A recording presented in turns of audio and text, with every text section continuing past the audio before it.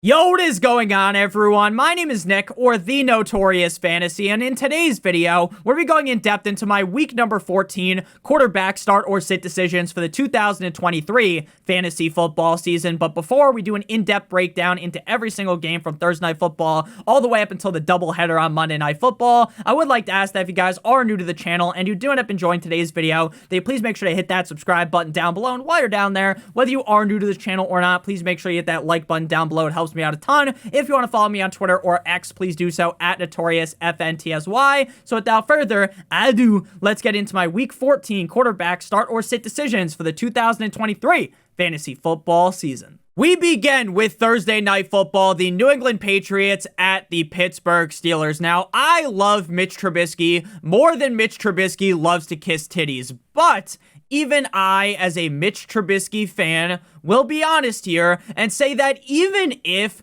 Mitch Trubisky plays slightly better than Kenny Pickett, that won't mean much. This is a game that could have easily less than 30 total points scored in the game, as most of the sports books right now have the game total set at 29.5.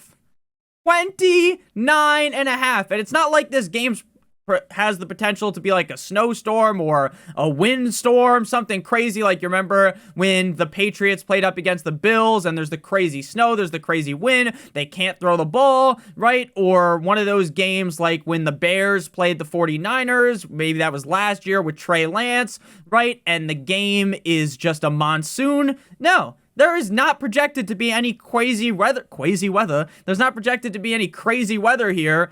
And these two offenses just suck so bad that you don't want to start either of these quarterbacks. And I get that maybe Trubisky could be better than Pickett, but again, there's no need to get cute and start Trubisky. For Bailey Zappi, this is not the guy that last year gave us the Zappi fever, a guy that looked like, oh my gosh, maybe this guy could be a starting quarterback in the NFL. This version of Zappi is like taking NyQuil to sleep, right? You could be watching a game at 1 p.m. You could have slept all of last night, the night before, right? You could have gotten 8 to 10 hours of sleep, and with how shit the Patriots offense is, with how bad Bailey Zappi is, you might be sleeping at 1:25 if you're just watching the Patriots play. It really is that bad. So there is no need to spend time dilly-dallying around here with a matchup that is absolutely atrocious. Sit Zappi on the bench. Same thing goes for Kissin' Titties, Mitchell Trubisky. Next up, we move to Sunday's slate with the Tampa Bay Buccaneers at the Atlanta Falcons. Now, Baker Mayfield has definitely kind of shushed the haters in a way, as he has been pretty solid all season long, but he hasn't been playing his best ball over the last 2 weeks. He has thrown a pick in 4 straight games now. But up against Atlanta, even if he throws a pick, I do think he'll be good enough to throw 2 touchdowns in that game to kind of even things out. Baker is a fringe start this week, as at times this season, the Atlanta Falcons defense has definitely shown up. Plus, again, Baker is on a bit of a cold streak. If you're in a tough spot, you can certainly start Baker, but he is far from a guy that is an ideal start, in my opinion. Desmond Ridder, the Riddler, Desmond Ridder, has left me confused all season, because I have no fucking idea how this guy is a starting quarterback in the National Football League. 4 straight games outside the top 20 at quarterback, and he will more than likely, do exactly that again. This is a guy that I get. He's shown up twice or 3 times this season and had a solid game. But as we always say, a blind squirrel finds a nut every once in a while, and up against the Bucs defense, I don't think Ridder cracks the top 20. Next up, we move to the Detroit Lions at the Chicago Bears. Now, it's important to note that in the Bears Stadium, there could be some serious rain and wind. Something to monitor. While I don't think it would make me full fade Justin Fields because of his rushing upside, it would make me a lot more nervous to play Goff. Now, again, I am not a weatherman, and I don't claim to be a weatherman, so we got to wait until Sunday to kind of find out before the game. If you guys are new to the channel, make sure you guys hit that subscribe button and click that notification bell so that you're notified when I'm live on Sunday prior to the 1 o'clock games. I normally go live by at least 12 p.m. Eastern Standard Time so that we can talk for at least an hour prior to the games. We talk about the weather, all the injuries, and all that. So make sure if you are new to the channel or not, you hit that like button as well. So this is, if there's not bad weather, a really nice spot for Jared Goff to be a top 14 quarterback. I have said this a bunch recently, but the biggest downfall for Jared Goff is not the fact that Jared Goff has fallen off or anything like that. I know on Thanksgiving he had a million fumbles in that game, but the biggest downfall for Goff is actually how effective this team is at running the rock, and especially so in the red zone. David Montgomery just has a nose for the end zone. You hand it to Gibbs, he can find the end zone as well. So when a team is so effective at running like the Detroit Lions, to me, that does limit Jared Goff's upside to throw over 2 passing touchdowns in a game. Now, he could easily throw 2 every single week, but going for 3, 4, having that huge, momentous fantasy football game, right, where Jared Goff could potentially put your team on his back, Darren Sharper, hold my dick, seems a lot less likely. Though, with this game on paper being a very high-scoring game, again, assuming the weather isn't too big of an issue, Goff could definitely crack the top 8 in this game. Now, the Chicago Bears were on bye last week, and prior to the bye, they played on prime time up against the cold like Minnesota Vikings in Minnesota, and this was a game, we just talked about how Bailey Zappi and the Patriots offense put your ass to sleep, call him NyQuil. This was a game where it was kind of interesting because both the defenses looked so good, but there was just no points being scored in that game. Joshua Dobbs looked like fucking Stevie Wonder out there. Justin Fields looked terrible as well. It was almost shocking how bad both of them looked, if we're being honest with you. He was the quarterback 24 in that game with just 11 points. Though, with all of his rushing upside, even if he struggles in the passing game again against an atrocious Lions defense, this has the potential for him to be a top 3, top 5 quarterback on the week. Now, I know there's a lot of great matchups this week for quarterbacks, but to me, he is a locked and loaded top 10 quarterback at the very least this week. Next up, we got the Indianapolis Colts at the Cincinnati Bengals. Now, we'll start with the Bengals, Jake Browning. Now, when Joe Shiesty got hurt, everyone and their mother, me included, thought that the Bengals were dead to rights, that the Bengals were fucked, that Jake Browning would not be able to win this team very many games, and that Jake Browning wouldn't be very good. Now, Jake Browning legitimately looked like Patrick Mahomes in 2018 last week up against the Jacksonville Jaguars on Monday Night Football. It was very impressive. Because again, while Browning was fine the prior 2 weeks beforehand, no one expected the Bengals to go out there and beat the Jaguars. Now, I know what people might be thinking. Nick, Trevor Lawrence got hurt, this, that, and the other thing. Well, if Tyler Boyd doesn't throw an interception directly to Josh Allen, then this might have been a game that was a certified ass whooping by the Bengals. In that game, Browning threw for 350-plus passing yards and 22 rushing yards with 2 total touchdowns and no interceptions. Browning played essentially perfect football. Picture perfect football, but I am hesitant to give this guy the Gawk Gawk 9000 special here because we have seen things before, right? Where these backup quarterbacks have this great game, people are ready to crown them, people are ready to really talk them up, and then the very next game, they're back to sucking ass. Now, I don't think he will go from having a great game to being a complete and utter unmitigated disaster because, like I said, prior to last week, he was actually halfway decent, right? He didn't look as good as last week, of course, but he wasn't some schlub. I think this week you could argue to start Browning, and he's the quarterback 19 for me. The top 18 are starts. The rest are sits. So if you want to argue to start him, go ahead. But again, I think that a lot of people are going to be real high on Jake Browning, and he's going to let them down. Minshew, on the other hand, has looked great, as Tony the Tiger would say, over the last 2 weeks. Last week, up against the Tennessee Titans in Tennessee, he had over 300 passing yards with 2 tugs and 0 INTs in a W in overtime. Bengals defense really, to me, hasn't looked amazing recently, so I do feel like the Minshew man, the Minshew magic could end up having a solid game here. I think at the very least, though, he should be a top 16 quarterback.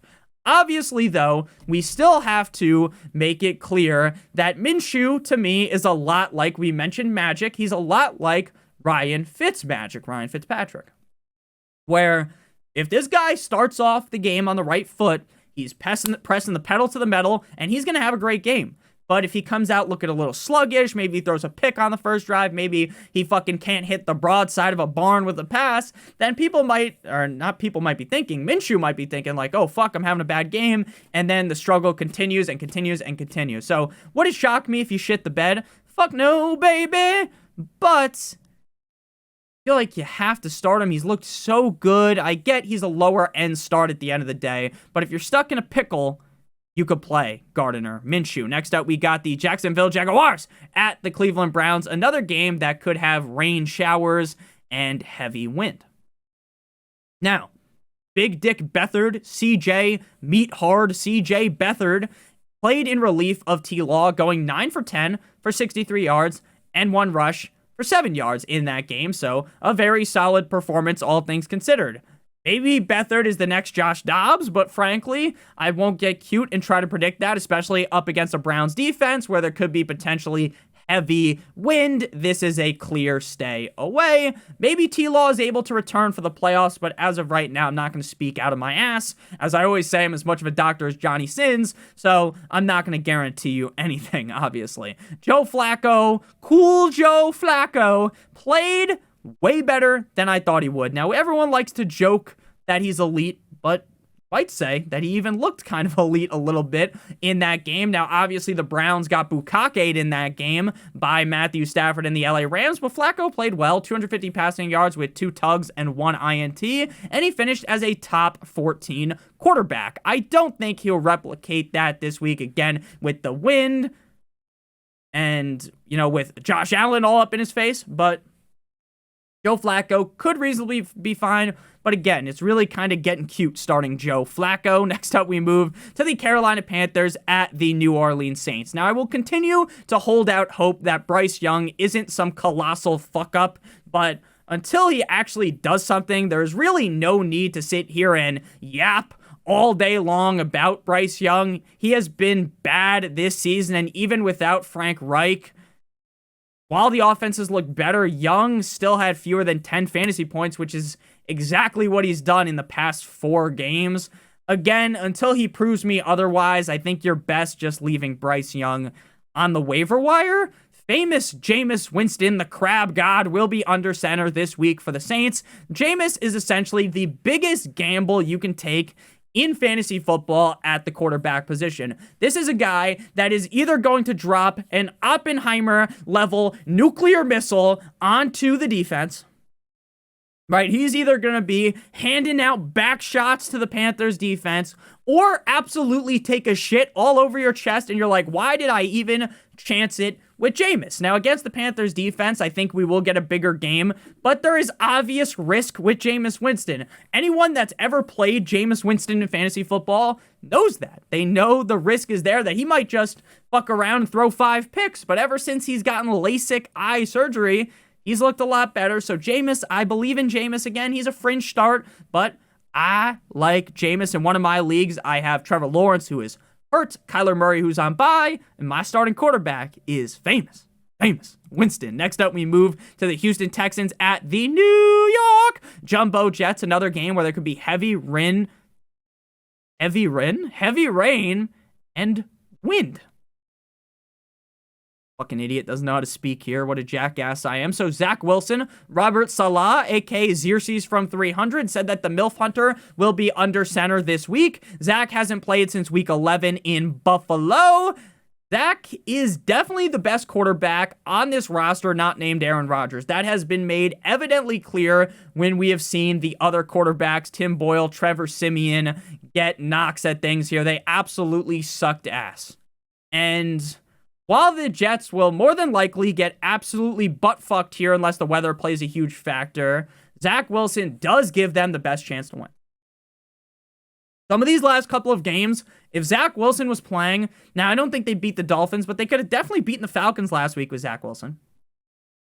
So I just think that it makes sense for Salah to go with Zach Wilson. Again, I'm not going to sit here and pretend that Zach Wilson's very good, but he could be decent enough to keep this game at least maybe close. He barely has any games inside the top 20 at the quarterback position, so there's no reason to start him. But good move by Salah going back to Zach, but it's a little bit too late in my opinion. CJ Stroud had an alright game last week against the Broncos, going 16 of 27 for 274 yards and 1 touchdown. Going against the Jets defense will definitely be tough, and if the weather is bad, things may get very, very, very, very, very bad for Stroud. As of right now, he's going to be ranked outside of my top 12. This just feels like a down game for Stroud again because of how good the Jets defense is. Some people may have to start him, and I fully understand that.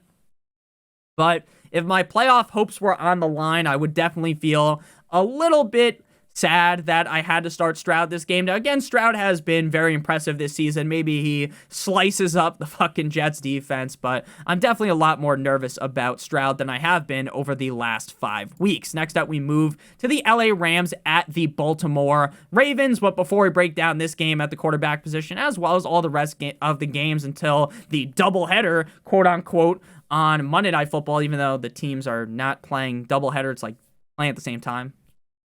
So stupid, but whatever.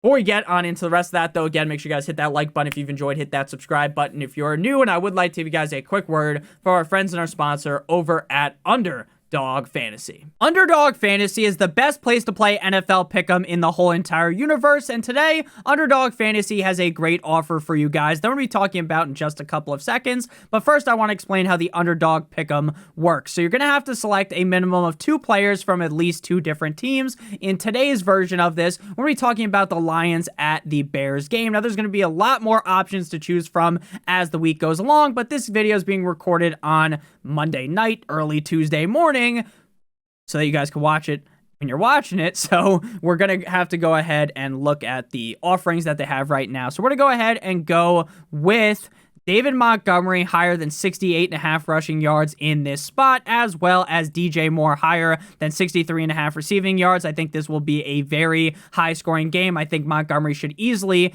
be able to get higher than that number, and I believe with Justin Fields back under center, with him looking as good as he's looked, DJ Moore should be able to have a very solid game against a pretty bad Lions defense. So if both of these hit, we'll get 3 times our entry fee. If you want to do 3 picks, it's 6 times, 4 picks is 10 times, and 5 picks is 20 times your entry fee. All of the picks, of course, have to hit if you live in one of the states on your screen right now, and you are new to Underdog and use promo code Notorious. You'll get a first match deposit bonus up to $100. You deposit 100, they give you an additional 150, additional 50, 10, and additional 10. The minimum deposit on Underdog is $10. If you have a gambling problem, please make sure that you call 1-800-GAMBLER. Back on into things here, Rams at Ravens. Now, I owe Matthew Stafford a bit of an apology because I assumed, and as we say, an assumption makes an ass out of you and me, that since a majority of the season, Stafford just hasn't been great. He barely ever finished as a top 12 quarterback, that he just didn't have it in him this season. Again, nothing bad to say about Stafford. There are teams that would suck a fucking golf ball through a garden hose, as they would say, to get Matthew Stafford as their starting quarterback, right? The Jets would love Matthew Stafford as their starting quarterback, but again, he just hasn't been as great this season. But then he dropped his nuts in the Cardinals' mouth in Week 12. 4 touchdowns, 1 interception, right? And yet again, I made a stupid assumption that there is no way, Jose, that Stafford could do it again against the Browns last week, right? The Browns' defenses look so good, and he's not going to be able to do it. And boy, oh boy, was I wrong. Over 270 passing yards, 3 touchdowns, no interceptions. Now, I know that you might be thinking right now, Nick, since you acknowledged that you were wrong about Stafford being a start in back-to-back weeks, he's got to be a start this week, right, Nick? And yeah, while Stafford has looked phenomenal like Sydney Sweeney's tatas in Euphoria, I just think against the Ravens, he comes back down to earth. Now, again, maybe I'll be wrong again, but I don't think I will be. I think this is a comeback down to earth game for Stafford up against a tough Ravens defense. Lamar Jackson had a down game against the Chargers last game prior to the bye. Up against the Chargers in LA, he went 18 of 32 for 177 yards and 11 rushes for 39 yards with a touchdown bomb missile to Zay Flowers. Lamar has been kind of hit or miss. I guess they never missed, huh? Anyone who was on TikTok, like when TikTok started, would know what I was talking about right there.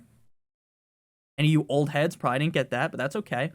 Respect the elders, obviously. There's a lot of jokes that are in the videos that some people that are my age might not get, is all like the suck a golf ball through a garden hose.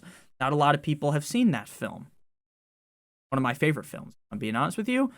But he is still Lamar Jackson. So while he's been hit or miss over the last 5 games, this is Lamar fucking Jackson we're talking about. If you sit him, you are getting cute. But he will not be an S-tier quarterback for me because, again, the ups and downs have been very wild as of recent. Next up, we move to the cold like Minnesota Vikings at the, turn your volume down, the Las Vegas Raiders in Viva Las Vegas. Joshua Dobbs had a disaster class performance. We hinted about it when we talked about the Bears and Justin Fields prior to the bye week against the Bears in primetime. Joshua Dobbs sucked ass. 185 passing yards. I have dyslexia. I went for 158. I don't actually have dyslexia, but I read things wrong all the time. Have to correct myself, but it is what it is. I'm only human after all. 185 passing yards with just 1 tug and 4 interceptions. Now I know, Nick, not all the interceptions were his fault. I know. But ultimately, you can't throw 4 fucking interceptions, right? He looked nothing like the Dobbs we came accustomed to. Now, something similar happened in Arizona, where the magic kind of ran out and Dobbs was starting to look pedestrian, starting to suck more cock than Lana Rhodes. But against the Raiders, I do expect a bounce-back game and him finishing as the quarterback 12 to 14, that kind of a range. But my confidence in the past or not has certainly dwindled. Aiden O'Connell, AOC, I said this in a few videos this week, but the Raiders offense always comes out the gate hot, right? You ever seen, like, in a cowboy movie where the cowboy guy, the main character, or like you're playing Red Dead Redemption and you just burst through the saloon doors and they go bam, bam, bam, and it makes a loud ass noise, right? That's how the Raiders come into the game, right? They come in on fire, firing at all cylinders, you know, using those scripted plays early on in the game, right? Abiding by the game plan early on. And then after that, the Raiders offense moves at the speed of Bobby from The Sopranos. That fat bastard going very, very, very, very slow. So, O'Connell, to me, better, more fun to watch than Jimmy Garoppolo, but he's 100% finishing outside of the top 20, thus being a clear sit. Next up, we got the Seattle Seahawks at the San Francisco 49ers. Now, Big Cock Brock went crazy. Brock Purdy last week, over 300 passing yards with 4 touchdowns and no INTs against the Eagles in Philadelphia. Prior to that game, he went up against the Seahawks in Seattle on Thanksgiving. In that game, he scored just 11 fantasy points with 1 interception and 1 INT. I do suspect a much better performance this week, but he is not going to be ranked inside of my top 5. He is closer to the quarterback 10 than he is 5 again. I, in no means, mean to paint this Bob Ross style in a bad fashion, right? I love Brock Purdy, but I am slightly concerned that this could end up being a blowout, right? Where we see a lot of McCaffrey, Elijah Mitchell, maybe even some other running backs late in the game, and then Brock Purdy kind of ends up just as like the quarterback 16, 17, 18. So obviously, most teams, we're starting him, but I don't want to be too optimistic about Purdy this week because, again, this might be a blowout where they're just running a lot. Geno Smith finally looked like the Geno from last season, last week in Jerry's World on Thursday Night Football. He had over 300 passing yards with 4 touchdowns and a pick in Dallas. Last time these two teams played, speaking about the Seahawks and the 49ers, we kind of just hinted at that, Geno struggled mightily. Now, he was dealing with an injury coming into that game, and it was very apparent that on Thanksgiving, he was fucked up, right? He did not look... Look, I know we've talked about this all season, right? Geno has not looked like the guy from last year. He just hadn't. But he looked like Drew Lock out there, like maybe even worse than Lock. I think he should do fine, but with how good the 49ers defense is, Geno is back in the fringe start range. I hope he is able to put up a solid week, and he's able to put up a solid end to his season, because again, if you drafted if you drafted Geno Smith, quarterback 17 just hasn't cut it this season. Next up, we move to the Buffalo Bills, the Bildos, at the Kansas City Chiefs, the Kansas City Chiefs. So Patrick Mahomes, I have said this for a while, that Kermit the Frog himself hasn't looked great this season. Now, I know everyone's going to be like, oh my God, the receivers don't look great, this, that, and the other thing. And of course, right, I'm not some fucking dumbass. I watch all the games. I know. you are obviously playing him in fantasy, and he always has the upside to hit the defense with that RKO Randy Orton style, but I think saying he's a lock to be a top 12 quarterback, top 10 quarterback, even against not so hot defenses, at this point in the season, from what we've seen, is far from a guarantee. Again, you're still starting Mahomes, but with the weapons he has this year outside of Travis Kelce and that other bastard, Rashee Rice, he just hasn't really got a lot of weapons. Like MVS has stone hands.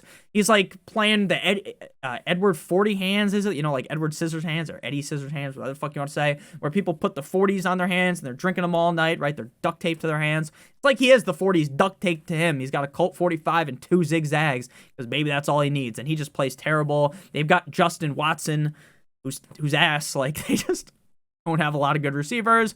Josh Allen looked significantly better ever since that stooge Ken Dorsey got fired. Prior to the bye, Allen played about as good as you could in a game that he lost against the Eagles, besides that egregious interception. Over 300 passing yards with 80-plus rushing yards and 4 touchdowns with that 1 pick that we talked about. In the regular season, Allen typically plays quite well up against the Chiefs, even in Kansas City, as he has a 129.6 passer rating in all of the games that they have played, including that playoff performance in 2021, where all you need is, 13 seconds to move down the field if you're the Chiefs.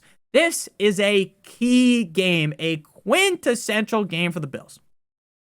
As if they lose this game, they are essentially finished. Finish him, right? They're essentially dead in the water, right? They're essentially going to be watching the playoffs from the couch. Now, I understand they're not eliminated technically, but then it becomes you have to win out 100%. And with the schedule the Bills have, that just doesn't seem very probable, right?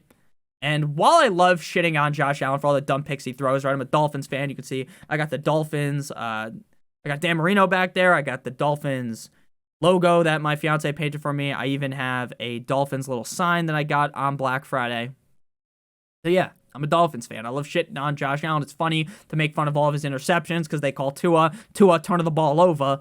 But at the end of the day, he's a must-starter quarterback every week. Even when Ken Dorsey was over there fucking everything up, he was still a must-start, and he could easily be the quarterback 1 at the end of the week. Next up, we got the Denver Broncos at the LA Chargers. Now, Mr. Unlimited couldn't read the defense last week, just like how Floyd Money Mayweather can't read Cat in the Goddamn Hat or a page of Harry Potter. Despite throwing 3 picks, he still finished as a top 12 quarterback.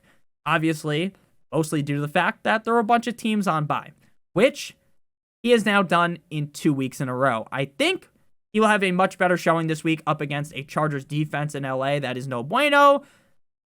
This feels like a game where he throws 2+ touchdowns with no turnovers. He's a top 12 quarterback for me this week. And again, there's going to be a lot of bad weather games, and getting guys in domes could be very helpful for us. Justin Herbert, the pervert, has been struggling in back-to-back weeks. The Chargers offense looked like straight-up ass against the Patriots in New England. Nick, it was raining, this, that, and the other thing. They couldn't score a single fucking touchdown, okay? It was bad. It was bad. You can throw all the excuses you want. You can have a CVS receipt worth of excuses, the Declaration of Independence worth of excuses, and I won't hear them. I won't hear them, right? They didn't score a touchdown. Denver's defense looking a whole lot better. I do worry that Herbert may finish outside the top 16. Now, I'm obviously going to start him, but geez Louise, as the people would say back in the day, my confidence is kind of low in Justin Herbert. Next up, we got, "Cause you waited all day for Sunday night," the second game of the Eagles at the Cowboys. Last time, it was the Cowboys at the Eagles, because that's how it works. Obviously, everyone knows that. Now, man, oh man, was I perplexed when I saw this on Twitter. Now, I'm not someone that goes and watches a lot of... obviously, I watch the NFL, right? I watch all the games, but I typically stay away from ESPN, NFL Network, all these shows where, to be honest with you, a lot of the people that are on TV, they don't seem like they watch a lot of football, right? They don't seem like they're sitting there watching Red Zone, like... even more than Red Zone, right? They're not watching every game. They're not keeping things close to them. Like, they're not paying attention, and, like, they're not rewatching things. They're not watching the All-22, right? I do a lot of research for football. I watch every single game on Sunday. I got 2 TVs. I got my other screen that I watch games on. I rewatch games back after they happen, right? I try to do as much research as possible, but this David Carr bastard, and again, a lot of people on TV, the talking heads, don't know ball. Now, again, I get that I get things wrong, right? I'm not claiming to be better than these people because I understand I'm going to get shit wrong too.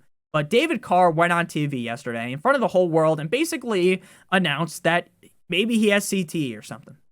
It made no sense. He said the Eagles would be better off with Mariota under center, with Hurts a little bit banged up. Now, let me be very clear when I say that you could cut off both of Hurts' hands like he's Tug fucking Speedman in that opening scene of Tropic Thunder.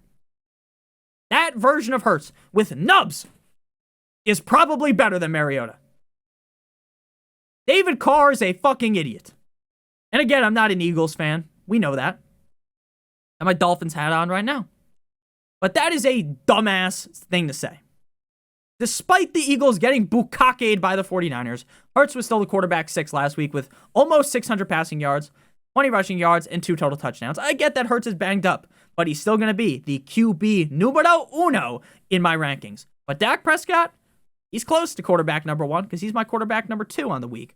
Dak has been looking like the NFL MVP ever since week 6. I know early on in the season, things weren't looking too dandy here, but he's been slicing and dicing his way through the defenses like his name was O.J. Simpson. Back-to-back games as the quarterback 3, and he hasn't thrown a pick in over 3 games. Which is funny because I know entering into this year and last year especially, right? Dak was a turnover machine. You get a pick, you get a pick, you all get a pick. Oprah Winfrey style, right? But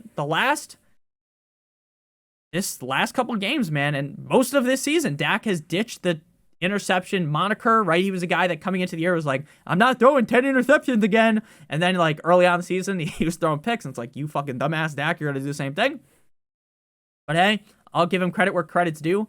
I know Brock Purdy is the NFL favorite to win MVP. He should not win MVP. Now, I don't think Brock Purdy plays bad. I think a lot of people shit on Brock Purdy. He's a good quarterback, great quarterback even, right? Again, a lot of teams would be fucking looking like Joey Chestnuts eating hot dogs. They'd be sucking that many cocks to get a guy like Purdy on their team. But he's a guy that heavily has so many weapons, right? He's got Debo, Ayuk, Kittle, McCaffrey, great old line. Now, again, I'm not putting that against him, saying that, like, oh, Brock Purdy, if you throw him on a different offense, he wouldn't be great, because I still think he'd be pretty solid. But I don't think he deserves MVP. I just don't. Now, again, maybe some 49ers fans will shit on me in the comments. It is what it is. I don't think he deserves MVP. Right now, I think Tyreek or Dak should be the MVP, in my opinion. Last time these two teams faced off, Dak was the quarterback 2 with 374 yards and 3 touchdowns with no interceptions. The Eagles' defense is not what we thought they would be this season. Fire up Dak with supreme confidence. Again, he's currently my quarterback 2 in my rankings, but it wouldn't shock me at all if he outscored Dickie Dak Prescott.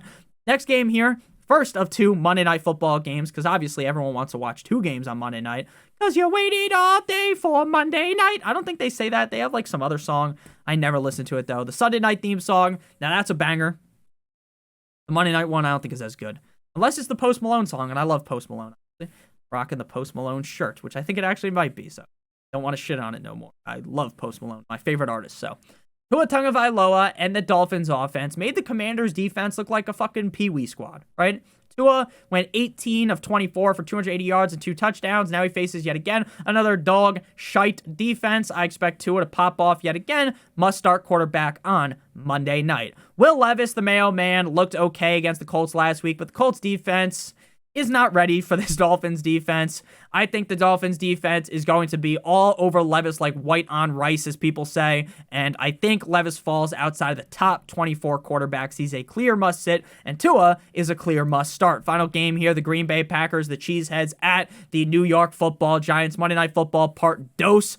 Jordan, love me tender, love me sweet, has been balling like Magic Johnson in 86, except for I don't think Jordan Love has HIV. 4 straight games inside of the top 12 at quarterback, 3 straight weeks with 2 or more touchdowns and no INTs. I expect at the bare minimum Jordan Love to be a top 10 quarterback this week in MetLife.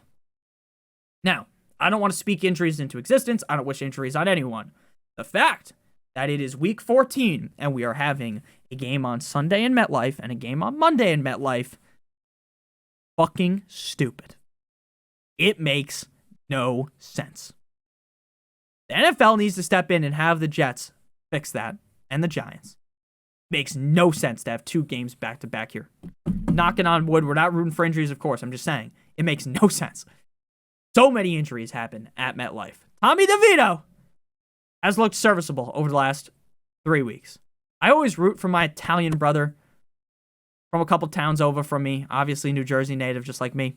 But at the end of the day, even against a Packers defense that typically allows the opposing quarterbacks to have pretty good days, I think you're just getting far too cute. You're really galaxy braining things here if you're starting Tommy Cutlets, Tommy DeVito. So thank you guys all so much for watching. If you did end up enjoying, make sure you guys hit that subscribe button down below. Smash that like button like it owes you money. I love you guys all so much. If you did end up enjoying this video and you've never seen videos from me, you want to watch some more, it's going to be on your screen right now. Love you guys all so much. If you want access to my weekly rankings as well as an answer to any of the questions you may have, check out the Patreon, link in the video description for $7.50. Love you guys, as always. Have a good one. We'll be back later with the tight end starts it video. Good boy.